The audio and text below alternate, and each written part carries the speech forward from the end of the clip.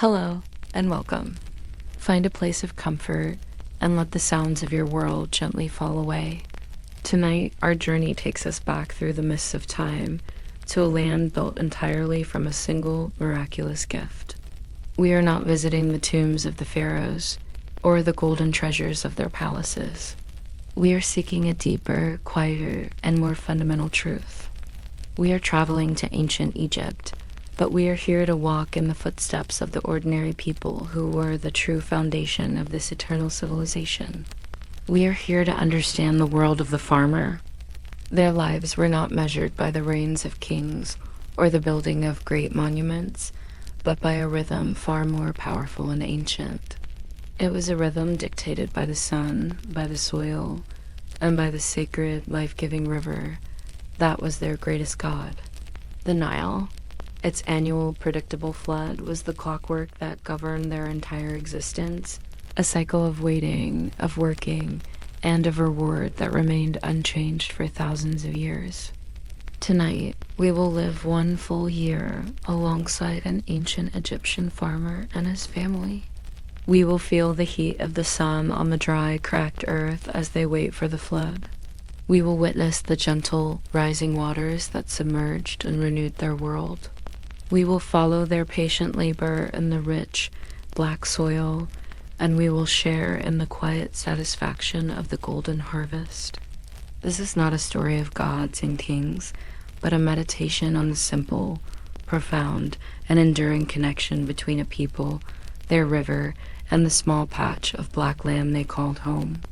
Join me now as the sun rises over the still waters of the Nile. Our year begins in the most difficult of times, in the final, exhausting months of the season of harvest, or Shamu. This is the season of profound dryness. The sun is a relentless, white-hot presence in a cloudless sky. The air is heavy with heat and the fine, pervasive dust of the surrounding red desert lands. The fields, having given up their golden bounty of wheat and barley, now lie empty, baked, and thirsty under the sun. The rich, black soil, the gift of the previous year's flood, has been bleached to a pale, dusty gray. Deep, geometric cracks spread across the surface of the earth, a testament to the land's deep and aching thirst. The irrigation canals, once full, are now just shallow, muddy ditches, their water used up. This was a time of waiting, a time of profound and patient faith. The granaries are full, and there is food to eat, but the farmer's entire future, the survival of his family and of Egypt itself, depends on a promise. The promise that the great river will be reborn as it always has been. Every day, the farmer would look to the south. He would watch the river itself for the first subtle signs. He would consult the Nilometer, a simple but brilliant structure built on the riverbank, a series of steps or a marked pillar descending into the water. Day by day, he would watch the water level, waiting for the first tiny incremental rise that would signal the flood's arrival far to the south in the distant highlands of Ethiopia. This waiting was an act of communal, spiritual focus. The farmer and his family would make their way to the small local shrine. Here, they would leave a simple offering for Hapi, the god of the inundation. Hapi was depicted as a benevolent, androgynous figure with a large belly and heavy breasts, symbolizing fertility and abundance. He was the spirit of the flood itself. The farmer's offering would not be grand. A small loaf of bread, a handful of dates, a simple clay figurine of the god. It was a quiet, personal prayer, a plea for a good flood. A flood that was too low would not cover all the fields, leading to a meager harvest and the threat of famine. A flood that was too high would be a destructive, violent force, washing away the mud brick villages and drowning livestock. The people of Egypt prayed for a perfect, gentle, good Nile, one that would rise to its ideal height, bringing life without destruction. In the village, the pace of life is slow, governed by the oppressive heat. Most work is done in the cool hours of the early morning and late evening. During the crushing heat of midday, life retreats into the cool, dim interiors of the mud brick houses. The sounds are the sounds of a world in waiting. The gentle cooing of doves under the eaves, the distant braying of a donkey, the low hum of insects in the dry air. The farmer's work is light. He is already prepared for the coming flood, reinforcing the dikes that will channel the water and protect his village. Now he sits in the shade of a palm tree, perhaps mending a fishing net or teaching his son to carve a simple wooden tool. His eyes, and the eyes of everyone in this land, are turned south towards the distant source of the great river, waiting for the first sign of the miracle that will bring their parched, sleeping world back to life. And then it comes. The first sign is not the water itself, but its color. The sluggish, clear river of the dry season begins to transform. It turns a reddish brown, stained with the impossibly rich volcanic silt it has carried for thousands of miles from the Ethiopian highlands. This is the new blood of the land, the fertile essence that will rejuvenate the soil. Soon after, the water level begins its slow, steady, and miraculous rise. The inundation, the great flood of the Nile, known as Akhet, is not a violent, terrifying event like the floods of other great rivers. It is a gentle, predictable, and deeply welcome miracle. The river does not rage and smash its banks. It swells. It calmly and majestically rises, its surface smooth, and begins to spill over the low-lying fields. Imagine the first moment the water touches the dry, cracked earth of the farmer's field. A soft hissing sound as the cool water meets the hot, dry soil. The dark, wet color spreading outwards, erasing the pale gray of the drought. The farmer watches this with a sense of profound relief and gratitude. Hapi has answered his prayers.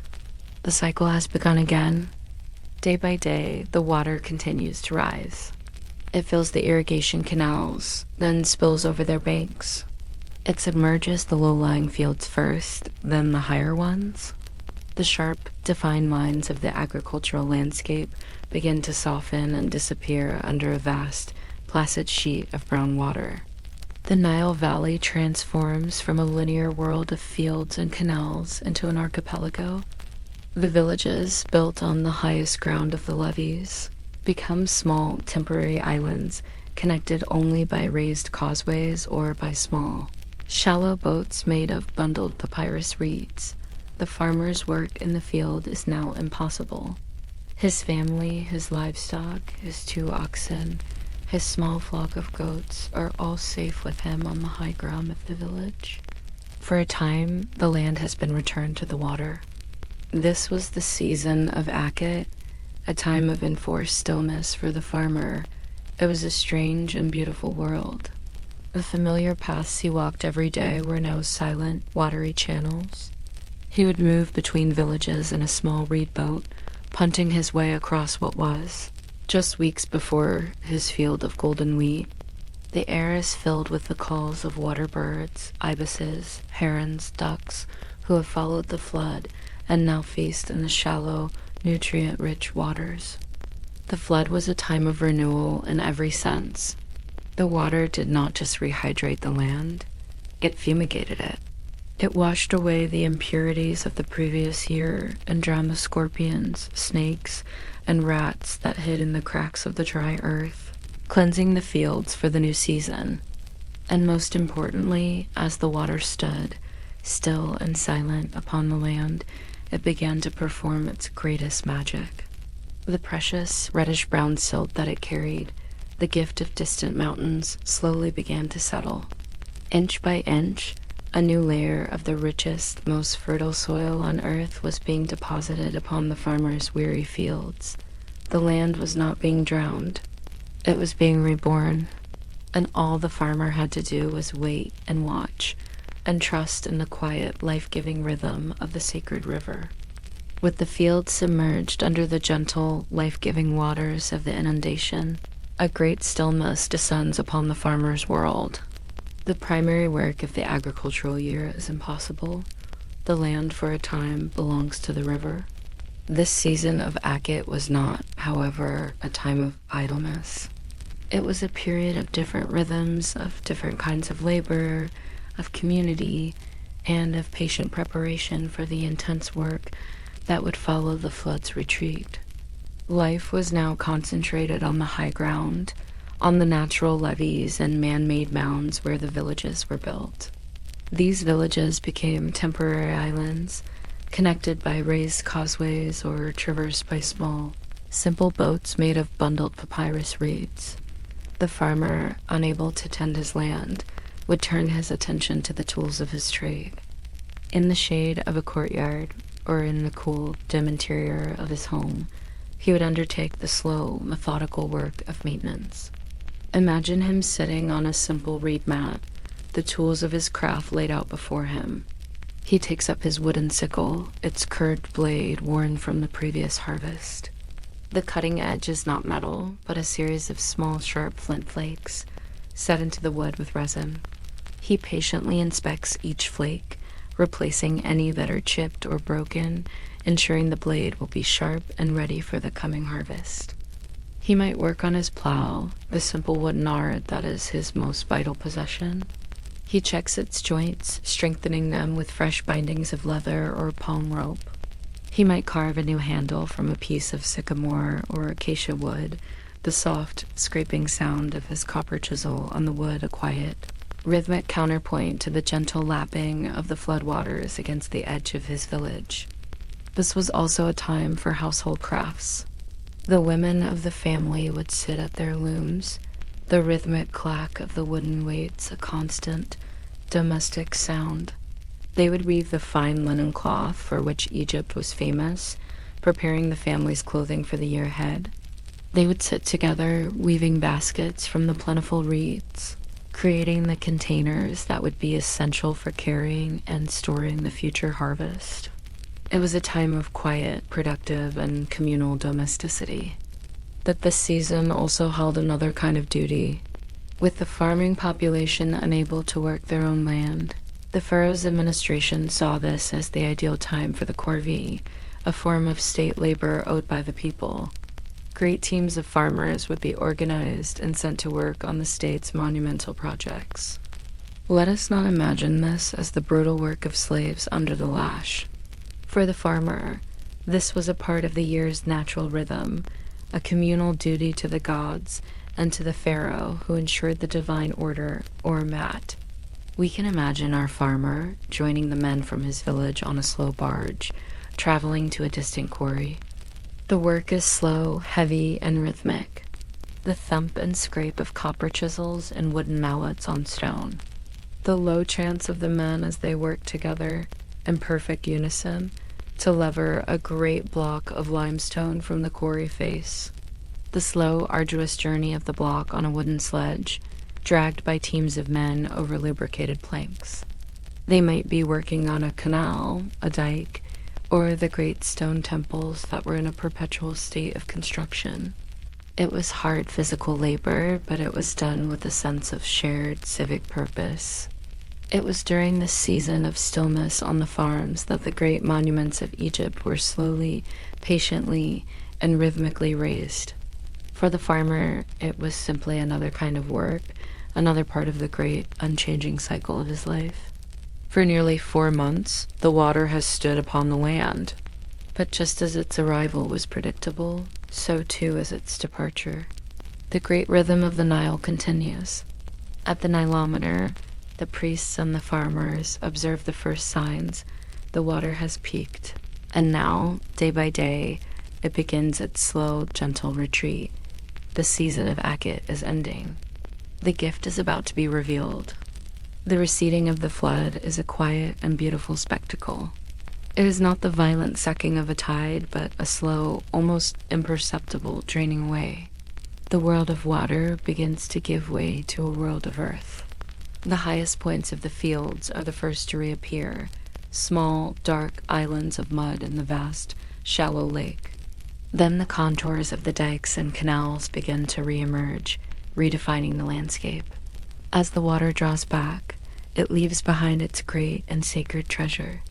The land that is revealed is not the pale, cracked, and dusty earth of the dry season. It is a new world, covered in a thick, uniform, and perfectly smooth blanket of dark, glistening silt. This is the Kemet, the Black Land, the source of all of Egypt's wealth, its life, its very name. This silt, carried for thousands of miles from the heart of Africa, is one of the most fertile soils on Earth, rich with the minerals and nutrients needed for a bountiful harvest. The farmer walks to the edge of his field, now a vast expanse of dark, damp, and perfectly prepared earth. He stoops and takes a handful of the new soil. It is cool to the touch, heavy with moisture and smells of wet earth, of river water, of the very scent of life itself. He has no need for plows to break up hard, compacted ground. He has no need for manure or fertilizer. The river has done all of this for him. It has delivered a perfect new field to his doorstep. The retreating waters bring other, more immediate gifts. As the main body of water recedes into the river channel, thousands of fish are trapped in the shallow pools and canals that are left behind. For the farmer and his family, this is a time of easy abundance. The entire village might participate. Men would wade into the shallows with large nets, while children would laugh and splash, using baskets to trap the small, silvery fish. These fish provide a vital source of fresh protein, a welcome change after a season of dried and preserved foods. They would be cooked over an open fire, or salted and dried in the sun for the months ahead. The landscape is reawakened. The water birds that followed the flood now feast on the trapped fish and snails in the mudflats. The ibis, with its long, curved beak, stalks majestically through the shallows. The land, which was silent and watery, is now alive with sound and activity. The farmer stands at the edge of his field. The air is clean, the sun is warm, but not yet overpowering. The world before him is a dark, beautiful, and pristine canvas. The season of waiting is over. The time of enforced rest has passed. The gift of the Nile has been delivered. The season of parade, the time of growth, is about to begin. It is a moment of profound gratitude and of quiet, hopeful work to come. The great waters have returned to their banks. The season of Akhet is over. The land, having been submerged and reborn, now lies ready. This is the beginning of parade, the season of emergence, of sowing, of growth. It is the time for the farmer to re-engage with his land, to enter into the great partnership with the soil that will determine the fortunes of the coming year. The first task is the breaking of the earth. The farmer awakens before the sun has risen, while the air is still cool and touched with a gentle river mist. He goes to his simple mud brick storage shed and retrieves his most important tool, the plow. The ancient Egyptian plow is a simple, beautiful, and functional object. It is a light wooden frame, often made from a single forked tree branch, with a handle for the farmer to grip and guide. The tip, the part that will cut the earth, might be hardened by fire, or, in later times, tipped with a small blade of copper or bronze. It is a tool designed not to aggressively conquer the earth, but to gently coax it open. He leads his 2 oxen from their enclosure. They are his partners in this labor, their slow, steady strength essential to the task. He carefully fits the wooden yoke across their shoulders, speaking to them in low, calm tones, the language of a man who has worked with these animals his entire life. The yoke is then attached to the beam of the plow. All is ready. He leads his team to the edge of his field. The ground before him is a perfect dark canvas of rich, black silt, the Kemet. It is soft, damp, and free of weeds, having been cleansed and fertilized by the flood. He takes the handle of the plow firmly in his hands, clicks his tongue, and speaks a quiet command to the oxen. The animals lean into the yoke, and with a soft, satisfying, tearing sound, the plow blade cuts the first furrow into the new earth. A line of dark, rich soil, almost the color of charcoal, is turned over, exposing the even damper, blacker earth beneath. The smell that rises is one of the most ancient and hopeful in the world, the scent of fertile, wet soil full of life and promise. The work is slow, steady, and rhythmic. The farmer walks behind his plow, his bare feet sinking slightly into the soft, cool mud. His body moves in harmony with the animals, his hands constantly making small, expert adjustments to the plow's handle, keeping the furrows straight at a consistent, shallow depth. There's no need to plow deeply. The fertile silt is a gift that lies on the surface. He works his way across the field in a pattern of perfect parallel lines. The soundscape is one of peaceful, repetitive labor, the soft, heavy breathing of the oxen, the creak of the wooden yoke, the gentle, tearing sound of the earth being opened, and the farmer's own voice, a series of low, melodic calls and clicks to guide his animals. He is not just a laborer. He is an artist, and the field is his canvas. He is drawing the first lines of the new year, creating a pattern of order upon the raw potential of the soil. As the sun rises higher, casting its warm, golden light across the valley, we see the dark, uniform black of the field being transformed, striped with the even darker, perfectly straight lines of the fresh furrows. The work will take many days, but it is not rushed. It is a slow, methodical, and deeply focused meditation, the first essential step in the great annual dance of cultivation. The field is prepared. The dark, rich earth has been opened and lies in neat, receptive furrows, waiting for the promise of the seed. The next stage of the work is one of profound and simple faith. It is the casting of the grain, the moment when the farmer entrusts his livelihood to the soil, to the sun, and to the gods. The farmer shoulders a large, round basket woven from the reeds of the riverbank. It is filled to the brim with the seed grain saved from the previous year's harvest.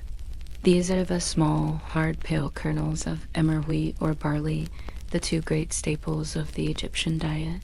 Each tiny seed holds the potential for a stalk that will bear 100 more. The basket is heavy with this future, and he carries it with care. He begins to walk across his newly plowed field. His pace is steady, his rhythm even. As he walks, he reaches into the basket with his right hand, takes a handful of the seed, and with a wide, graceful, sweeping motion of his arm, he casts the grain out across the furrows. The motion is like a slow, practiced dance. A step, a reach, a sweep, a release. A step, a reach, a sweep, a release.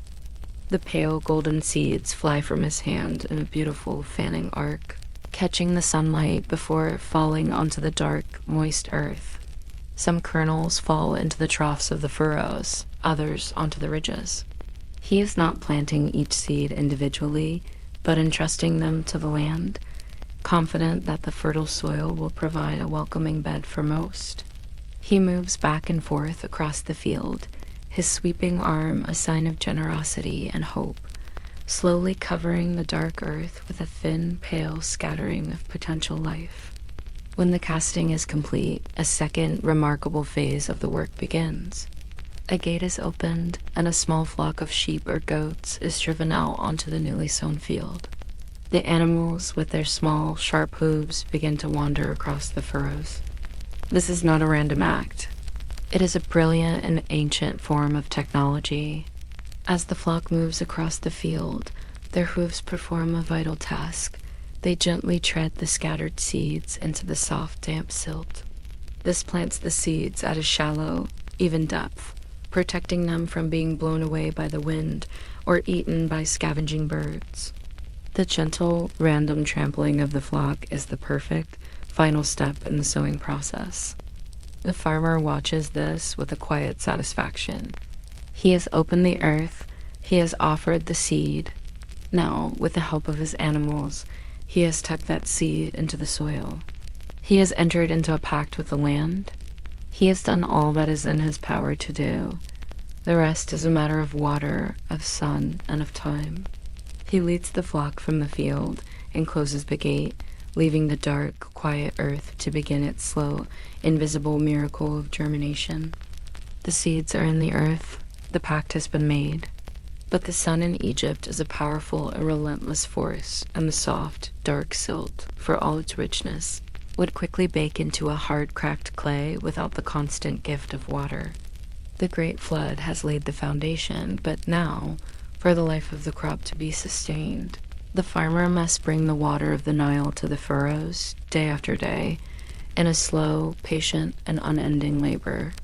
This is the season of irrigation. The landscape of the fields is not just a flat plain. It is an intricate and ingenious grid. A network of small, primary canals dug by the community branches off from the main river. From these, the farmer digs his own, even smaller channels and ditches that crisscross his fields, creating a checkerboard of earthen walls and shallow troughs. This network is the vascular system of the land, and the farmer is its beating heart, tasked with the duty of circulating its lifeblood. His primary tool for this task is as simple as it is brilliant: the shaduf. Imagine a long wooden pole balanced precariously on a tall central pillar made of sun-dried mud and wood.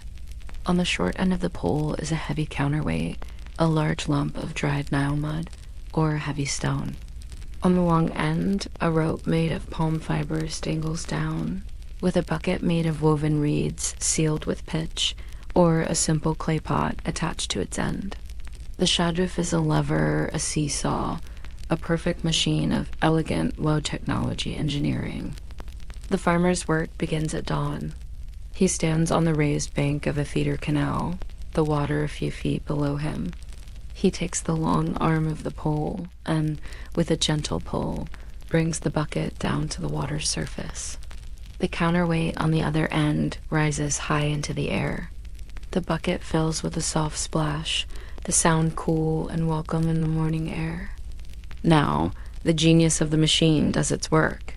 The farmer simply guides the pole, and the heavy counterweight on the other end begins to descend, its weight effortlessly lifting the full heavy bucket of water up and out of the canal. The farmer's work is not one of brute strength, but of balance and guidance. He swings the long arm over his field and, with a slight tilt of his wrist, tips the water out into a small, higher-level ditch. From here, gravity will do the rest, the water flowing down the gentle gradient to nourish the roots of his young wheat and barley. The motion is a slow, hypnotic, and continuous dance. A pull down, a splash, a gentle lift from the counterweight, a swing, and a release. Pull, splash, lift, swing, release. For hours on end, from sunrise until the heat of midday becomes too much. And then again, in the cooler hours of the late afternoon, this is his rhythm. The only sounds are the rhythmic creak of the wooden pole on its pivot, the soft splash of the bucket, and the quiet gurgle of the water as it flows through the small, dark channels and soaks into the thirsty earth. He is not just watering his field. He is performing a vital daily act of nurturing. He walks the small dikes, using a simple hoe to open a channel here, to block one there, directing the precious flow of water to the sections of the field that need it most. He is in a constant, intimate dialogue with his land, reading its needs and the color of the soil and the posture of the young green shoots. This patient, repetitive, and unending labor, performed by thousands of farmers up and down the Nile Valley, all moving in the same slow rhythm of the shaduf, was what transformed the potential of the flood into the reality of a harvest. It was the quiet human heartbeat that kept the black land alive. The plowing is done, the seed is sown.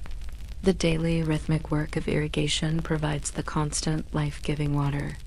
Now begins the quietest time in the farmer's year, a period of waiting, of watching, and of guardianship, as the seeds awaken and the miracle of growth transforms the landscape.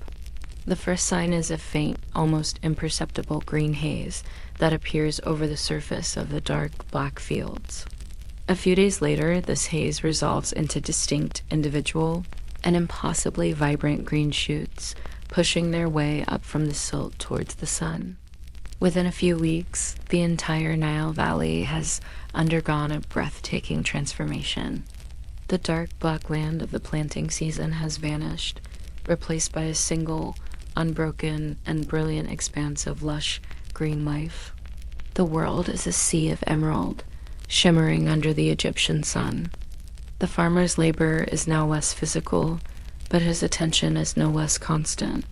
His role shifts from that of a laborer to that of a guardian. Each morning, he performs a slow, meditative walk around the perimeter of his fields. He inspects the small, earthen dikes that separate his land from his neighbors, ensuring they are sound. He checks the irrigation channels for blockages, clearing away any silt or debris with his hands or a simple hoe to ensure the water continues to flow freely. His eyes are constantly scanning the fields, watching for threats. He pulls up the stray, stubborn weeds that compete with his crops for water and sunlight. His greatest concern, however, is the threat from above. Flocks of small birds, sparrows, and finches are drawn to the promise of the ripening grain. A large flock, left unchecked, could decimate a portion of his harvest. To combat this, the farmer and his family become the scarecrows of their own fields. He might build a small, raised, wooden platform in the center of his plot of land. Here, one of his children might sit for hours in the shade of a simple reed canopy, their job to watch for the approach of the birds. When a flock descends, they will shout or clap their hands, or use a simple sling to hurl a small clay pellet into the air. The sound is not intended to harm the birds, but to startle them, to keep them moving, to protect the precious grain. It is a long, slow, and often tedious vigil, a battle of patience between the farmer and the forces of nature. In this quiet season of growth, the farmer has time to look beyond his own fields. The great rhythm of the Nile continues to shape his world. The river, now back within its banks, is the main highway of Egypt. He watches as the great barges of the pharaoh, their single, large sails full of the northern breeze, move slowly south, perhaps carrying stone for a distant temple. He sees the smaller boats of merchants and officials, and the simple reed skiffs of fishermen casting their nets. The river, which had been the source of the flood, is now the source of connection, the artery that binds the two lands of Upper and Lower Egypt into one. The days are warm and the work is gentle. The farmer's life settles into a peaceful and predictable rhythm. He waters his fields. He watches his crops. He mends his tools. He trusts in the sun above and the rich, dark earth below. He is a quiet and patient custodian, watching over the slow, silent, and miraculous process of life itself. As the green shoots grow taller, their heads beginning to swell with the promise of the grain that will soon turn the entire valley to gold. The season of parade draws to a close. The cool, pleasant weather of the growing season begins to fade. A new, more intense heat begins to build, heralding the arrival of Shemu, the season of harvest and drought. This is the hottest and driest time of the year, a period of hard, relentless labor under a brilliant, unforgiving sun. But it is also the season of reward, the time when the farmer will finally reap the bounty of his year-long partnership with the Nile. The transformation of the landscape is the first great signal. The vibrant emerald green of the fields, which for months has dominated the valley, now begins to fade. It is replaced by a new color, a vast, shimmering, and beautiful sea of golden brown. The emmer wheat and barley are now fully grown, their stalks dry and brittle, their heads heavy with the ripe, precious grain. The entire Nile Valley, from the delta in the north to the cataracts in the south, is now a single, immense field of gold, waiting. The air itself feels different. The moisture of the growing season has evaporated, replaced by a dry, dusty heat. A soft, dry wind rustles through the ripe stalks of grain, creating a sound like a great whispering sigh that travels across the fields. It is the sound of readiness. The land is ready. The crops are ready. In the village, the atmosphere shifts from the quiet patience of watching to the focused preparation for intense communal work. The harvest is a race against time. The grain must be brought in before it becomes too dry and shatters from the stalk, and before any unexpected rains might spoil it. The entire community, from the youngest children who can carry a water jar to the oldest men and women who can still bind a sheaf, will be mobilized. The farmer spends these last few days of waiting in final preparation. He takes out his sickles, the tools he so patiently mended during the inundation. The curved wooden handles are smooth and familiar in his hand. He inspects the cutting edge, the row of small, sharp flint flakes. He may take another stone and, with a few final, precise taps, further sharpen the edges, ensuring the tool is in perfect condition. The threshing floor, a large, circular, hard-packed area of earth on the edge of the village, is swept clean. Large woven baskets for carrying the cut grain are inspected and repaired. The mood is not one of frantic anxiety, but of focused communal purpose. This is the great event of the year, the culmination of the entire cycle. On the final evening before the reaping is to begin, the farmer might make another, more significant offering at his household shrine. This is a prayer of thanks for a bountiful crop and a plea for strength for the hard, hot work that lies ahead. He looks out from his simple home at his fields, a shimmering, golden expanse under the setting sun. All the work of the year, the waiting for the flood, the plowing, the sowing, the endless watering and weeding, has led to this moment. Tomorrow, with the first light of dawn, the great work of the harvest will begin. The day of the harvest begins in the cool, gray darkness before dawn. The entire village is awake, a low hum of purposeful activity replacing the usual morning stillness.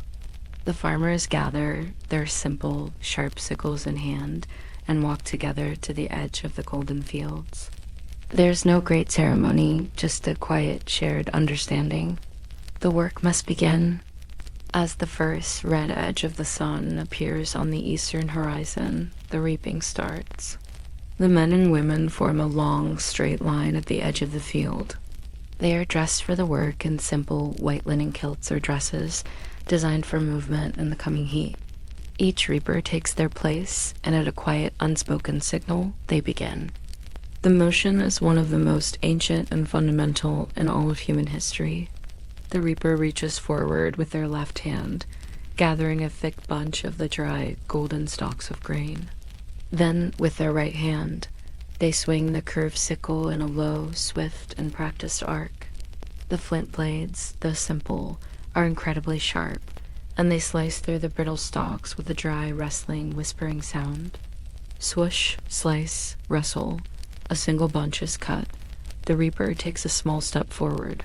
Swoosh, slice, rustle. Another bunch. Another step. The entire line of reapers moves across the field as one, a human machine of synchronized, rhythmic motion. The soundscape of the harvest is a symphony of this single, repeated action. 1,000 soft, rustling slices, creating a great collective whisper that rises from the field. Above this, there might be the sound of a simple flute, played by a foreman, not for entertainment, but to set a steady, sustainable pace for the workers to turn their labor into a kind of slow, graceful dance. Behind the line of reapers, another group of workers, often the younger children, follow. Their task is to gather the cut stalks of grain left behind by the reapers and bind them into sheaves. They use simple lengths of rope, or even twisted stalks of the grain itself, to tie the bundles together. They work quickly, their small, nimble fingers tying the knots, ensuring that none of the precious grain is lost. The golden sheaves are then stood upright in the field in groups or stooks to allow the air to circulate and to keep them dry. The work is relentless. As the sun climbs higher, the heat becomes a physical presence. The dry, chaff-filled air is thick and dusty. The workers' bodies are covered in a fine layer of golden dust, their skin slick with sweat. Water carriers, often the women of the village, move up and down the lines, offering water in simple clay jars. The work will pause only during the most oppressive heat of midday, when the reapers will retreat to the shade of a sycamore tree at the edge of the field for a simple meal of bread, onions, and beer. Then, as the afternoon sun begins to lose its fiercest edge, the work resumes. The line of reapers continues its slow, inexorable advance across the field. The area of golden, standing grain shrinks, while the area of pale, stubbled earth, dotted with the bound sheaves, grows. They will work until the last light of day has faded, and then they will return to their homes, their bodies aching with the satisfying fatigue of hard, essential labor. And the next day, they will rise before the dawn and do it all again. For weeks, this is the single, all-consuming rhythm of their lives, until the very last stalk of grain has been cut, and the fields lie empty, pale, and quiet once more. The reaping is complete. The fields, once a sea of gold, now stand as pale, empty stubble under the hot sun. The fruits of the long year's labor, the thousands of bound sheaves of wheat and barley, have been gathered and brought from the fields to the next great stage of the process, the communal threshing floor.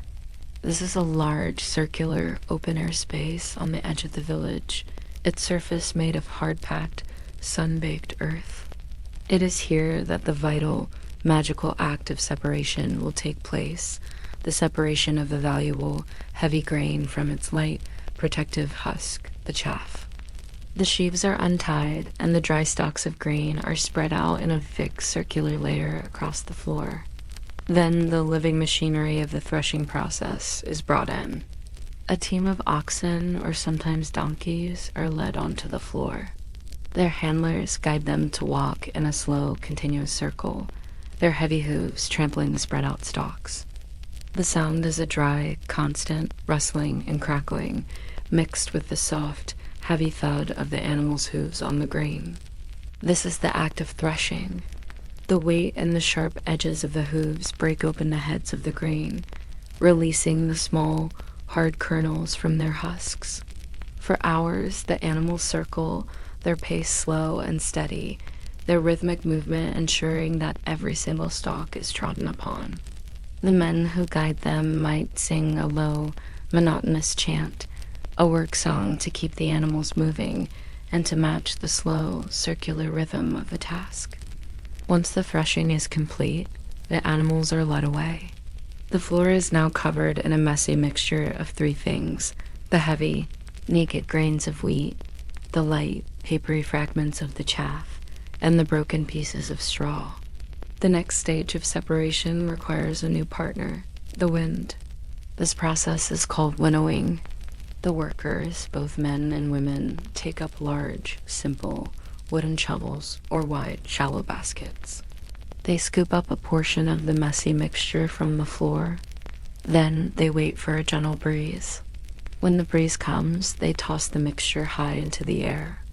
The sight is a beautiful, dusty, golden spectacle. As the mixture is thrown upwards, the wind works its magic. The heavy, dense kernels of the grain are barely affected by the breeze, and they fall in a straight, clean pile back at the workers' feet.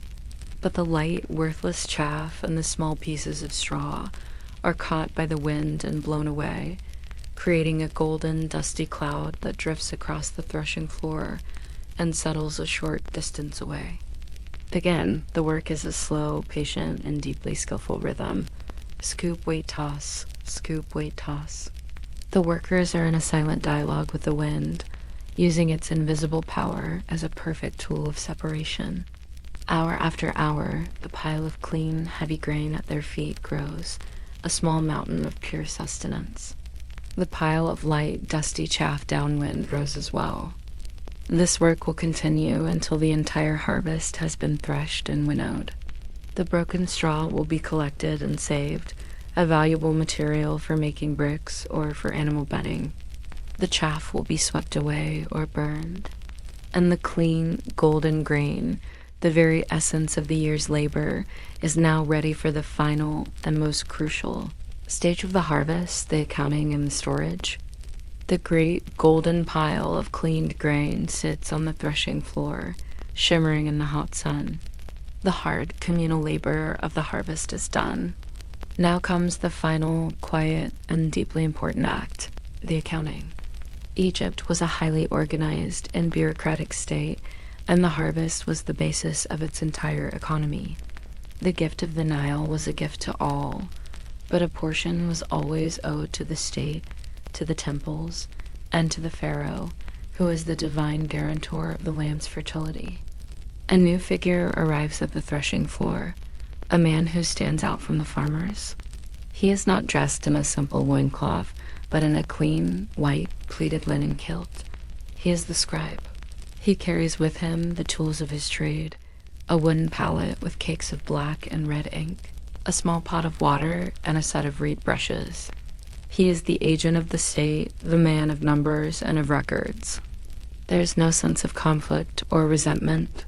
This is simply part of the ancient, established order, the Mate. The scribe is accompanied by several officials who carry a standard unit of measure, a wooden vessel of a known volume. The work is slow and methodical. Under the watchful eye of the scribe, the farmers begin to scoop the grain into the measuring vessel. Each time the vessel is filled, an official calls out the count. The scribe, sitting in the shade of a canopy, makes a neat, precise mark on his sheet of papyrus. One by one, the units are counted and recorded until the entire harvest has been measured. The scribe then performs his quiet calculations, his brush moving swiftly and confidently across the page, calculating the total yield, and from that, the amount that is owed as tax. This portion, belonging to the state, is then separated and loaded into large sacks to be transported on the backs of donkeys to the great state-owned granaries. Now, the farmer's own portion, the majority of the harvest that will sustain his family for the coming year, can be stored. He and his family members scoop the precious grain into large, woven baskets or heavy pottery jars. They carry them from the threshing floor to their village and to the household granary. The granary is a simple but effective structure, a tall beehive-shaped silo made of plastered mud brick. It has a small opening at the top for loading the grain, and a smaller, sealable hatch at the bottom from which the grain can be taken out as needed. The thick, dry walls will protect the harvest from moisture, from rats, and from thieves. Imagine the final act of the year's great cycle. The farmer's son climbs a simple wooden ladder to the top of the granary. Below, the farmer and his wife lift the heavy baskets of grain up to him. He pours the grain into the opening, and the sound is a beautiful, dry, rushing cascade as the golden river of wheat fills the dark, cool space within. Basket after basket is passed up and poured in until their entire share of the harvest is safely stored. The top opening is sealed with a plaster cap. The work is done. The granary is full. It is a symbol of a successful year, of security, of life. The farmer and his family can look upon it with a sense of profound and quiet satisfaction. They have worked in harmony with the great rhythm of their river, and the Nile has provided. Now, the land outside is dry and empty once more. The long, hot season of waiting is about to begin again. The great, slow, and eternal cycle of the Black Land is complete. The great cycle of the Nile provides the grain, the gift that sustains all of Egypt. The granaries are full, a testament to a successful harvest and a promise of security against the dry season. But the journey from this hard, inedible kernel to the daily bread that sits on every family's table is a long and laborious one. It is a process that takes place not in the vast fields, but in the quiet courtyards of every home. It is a story of stone, of muscle, and of the slow, meditative rhythm of transformation. This is the making of the daily bread. The work begins in the cool of the morning. The woman of the house takes a measure of emmer wheat, the ancient and hardy grain that was the staple of Egypt. Before her is the most important tool in her kitchen, the saddle quern. It is a simple, powerful instrument. A large, stationary, slightly concave block of limestone or sandstone, its surface worn smooth by generations of use, rests on the ground. Beside it is the rider's stone, a smaller, loaf-shaped stone that fits comfortably in two hands.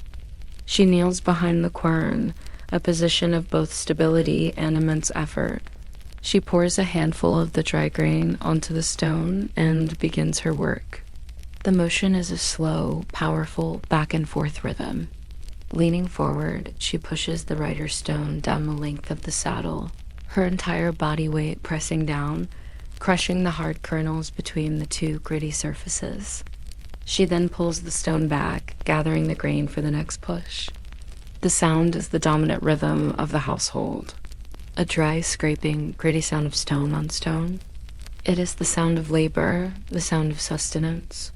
The work is incredibly demanding, requiring hours of this same repetitive motion to produce enough flour for the family's daily needs. With every pass of the stone, a small amount of coarse, brownish flour is produced, pushed forward, and collected at the end of the quern. Inevitably, with every grinding motion, microscopic particles of the stone itself would be scraped away, mixing in with the flour. This grit, present in every loaf of bread, was a constant in the Egyptian diet, and over a lifetime it would slowly wear down the teeth of the people, a fact poignantly preserved in the mummies that have survived the millennia. Once a sufficient amount of flour has been ground, the next stage begins. The coarse flour is gathered into a large clay bowl. Water, cool and precious, is added from a tall pottery jar. The woman mixes them together, her hands skillfully working the rough flour and water into a stiff, sticky dough. She may add a piece of leaven, a sourdough starter saved from the previous day's baking, which will give the bread a slight lift and a more complex flavor. She kneads the dough on a simple wooden board or a clean, flat stone, a new, softer rhythm replacing the hard grinding of the quern. Outside in the courtyard stands the oven, a simple, conical structure of clay, its shape reminiscent of a beehive. A fire of wood or dried animal dung is built inside, its heat absorbed by the thick clay walls. When the oven is searingly hot, the embers and ash are swept out. The woman flattens the dough into rough, circular cakes. Working quickly, she reaches into the hot mouth of the oven and slaps the dough directly onto the interior wall, where it sticks. She bakes several loaves at once, the intense stored heat of the clay cooking them quickly. Soon, a new scent fills the courtyard, a smell that is universal and timeless, a smell of comfort, of home, of civilization itself, the smell of baking bread. She uses a long wooden paddle to peel the finished loaves from the oven wall. They are dark, dense, and hearty.